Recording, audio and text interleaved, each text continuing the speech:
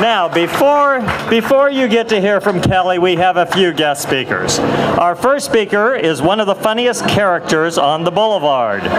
He is the host of the hilarious Jimmy Kimmel Live show. Please welcome Walk of Famer Jimmy Kimmel.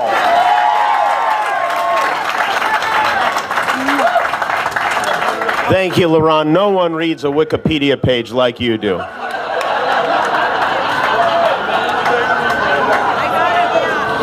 Hi, everyone. Welcome to Hollywood Boulevard, a place where dreams come true, especially if your dream is to dress up like SpongeBob in 104 degrees. I'm honored to have been asked to speak about my friend Kelly Ripa here today. Kelly has already apologized for asking me to do this 40 times, I'd say.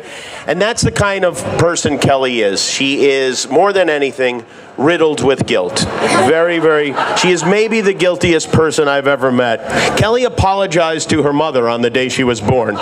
In the delivery room, she looked up and said, "I'm sorry to barge out like this." That's true? I think Kelly Ripa is one of the funniest people on television. Every morning she sits there. She is consistently hilarious every single day. She finds humor in all the small things, all the little moments in life, and she makes it look easy, which it is not. By the way, Kelly, one of your fans has passed away and is being taken away in a fire engine right now. And that's the great thing about Kelly. She has so many fans, she doesn't care if a few of them die. Sitting next to Kelly on her show or on my show for me is like a vacation day. She's so quick and so good. Every time we do a show together, I wish we did every show together. I met Kelly almost 13 years ago, and you know, there are a lot of people on TV who appear to be nice, and some of them are nice, some of them aren't. But Kelly is not just the nicest person on television. She might be the nicest person in the whole world.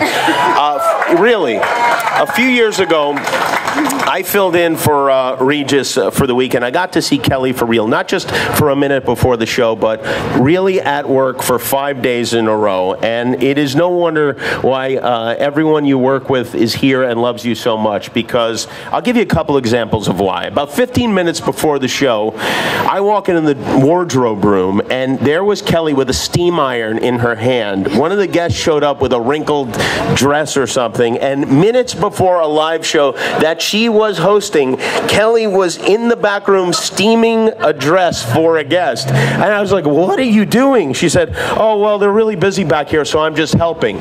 Now, I will tell you right now that I've been around many hosts of many shows. None of them help, except for this young lady right here.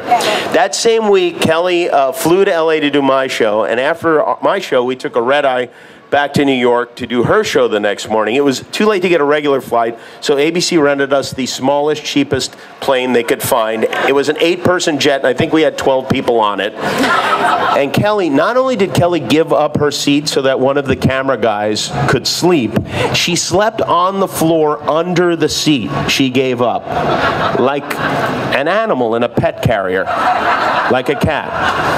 And then when we landed in New York at like 6:30 a.m., she rushed home to take her son to a trumpet lesson before the show, then came and did the show. She's something else. I'm sorry to say, there's no one like you, Kelly Ripa. You are the greatest, and that's why we got you such a good spot next to the car rental place and the tour bus. You are 1 square away from Regis, which is like the showbiz equivalent of being buried in the same plot. On behalf of all of us who live here in Hollywood, we're thrilled to immortalize you in Asphalt. You are the only star on the Hollywood Walk of Fame who is the same size as your star on the Hollywood Walk of Fame.